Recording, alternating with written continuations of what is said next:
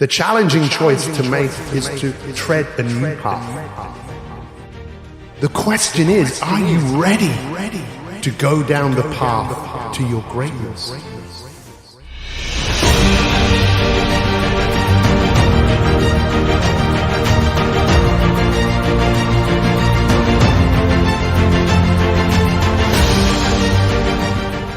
What permission do you need?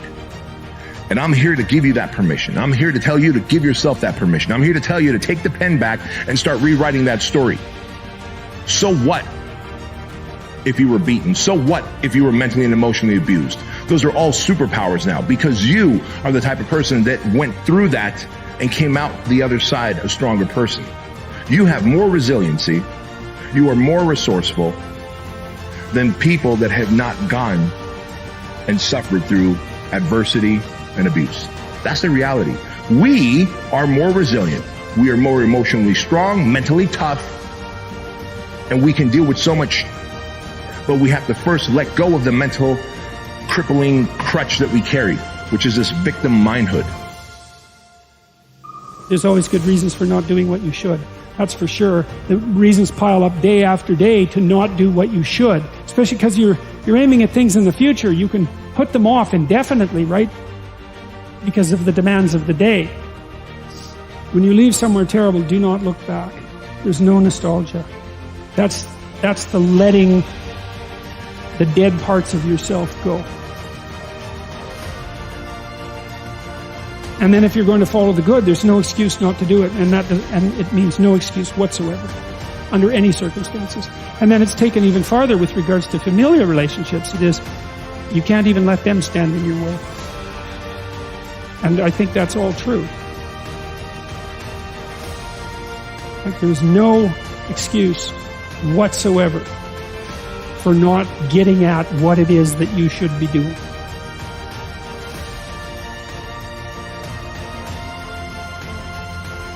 I'm going to tell you when your life's going to change.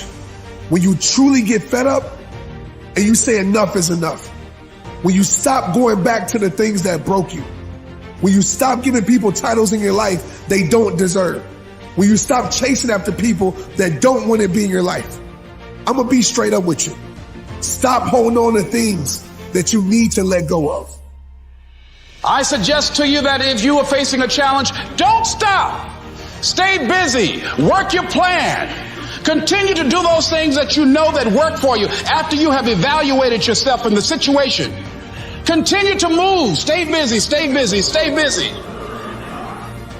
Expect things to get better for you, because they are. See, life is cyclic. You're not, whatever experience you're having right now, it has not come to stay. It has come to pass. Not to stay, just to pass. It's just going through. The biggest challenge is to know what's happening. This is a part of this thing we call life. This too shall pass. And maintaining perspective, putting it in perspective. Most people are so afraid to fail that they come up with this whole story that it's worse than it is. And of course, when you make it worse than it is, it overwhelms you. And now you won't begin. I've tried, what will people say? I've tried everything. If you tried everything, you'd have what you want. It's about facing your fears. It takes discipline to face your fears so you can conquer them. And that's what discipline is. Discipline means taking the hard road, the uphill road, to do what's right for yourself and for other people. A victim consciousness is when we allow something in our outer environment to control the way we feel and think. Something in my outer environment, some person or some condition, is controlling the way I think and feel. Now, that's not the truth. That's just a response, right? So anything that controls our thoughts and feelings causes us to be victim to those things. And the stronger the emotion we feel to some circumstance in our life, the more we pay attention to it. And where we place our attention is where we place our energy. So we're giving our life force, we're giving our power away to that circumstance. Responsibility. That's what gives life meaning. It's like lift a load. Then you can tolerate yourself, right? Because look at, you're useless, easily hurt, easily killed. Why should you have any self-respect? pick something up and carry it. Make it heavy enough so that you can think, useless as I am, at least I could move that from there to there. You're going to stop yourself from getting what you dream. And I think the word discipline has kind of gotten a bad name. We think about it in terms of punishment. I'm not talking about discipline in that way. I'm talking about discipline in the sense that you forego immediate pleasure for the exchange of long-term self-respect. You gotta make a decision. How bad do you want it?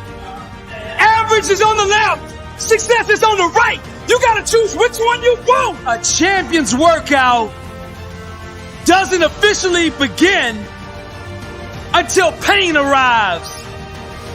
You see, greatness is right on the other side of pain. So what are you running from it for? You say you want to be successful, then push through it. Stop making excuses and go get it. Very few battles are won under ideal circumstances. So you gotta simulate and practice the unknown so that the unexpected will not derail you. Every morning when you get up, ask yourself, how can I put myself in a place where I'll be uncomfortable? Instead of going, I got this, let's go, and high-fiving yourself to step forward, most of us go, I don't know if I'm worth it. I don't know if right now is the right time to do this. I don't think I'm good enough. I failed so many times I can't go through that door. That there is somewhere in your life that you know what you want. You can feel it pulling you. And you are actively arguing against it. You're bringing yourself down. You're beating yourself out. See, when it's hard and there's a struggle, see, what you become in the process is more important than the dream. That's far more important. The kind of person you become, the character that you build, the courage that you develop, the faith that you're manifesting. Oh, it's just something that you get up in the morning, you look yourself in the mirror, you're a different kind of person. You walk with a different kind of spirit. And people know that you know what life is, that you have embraced life. You knew it was hard, but you did it hard. That those minutes and those hours, they turn into weeks and months and years, and holding the line in those critical minutes will put you in an infinitely better place, physically and mentally, if you maintain the discipline.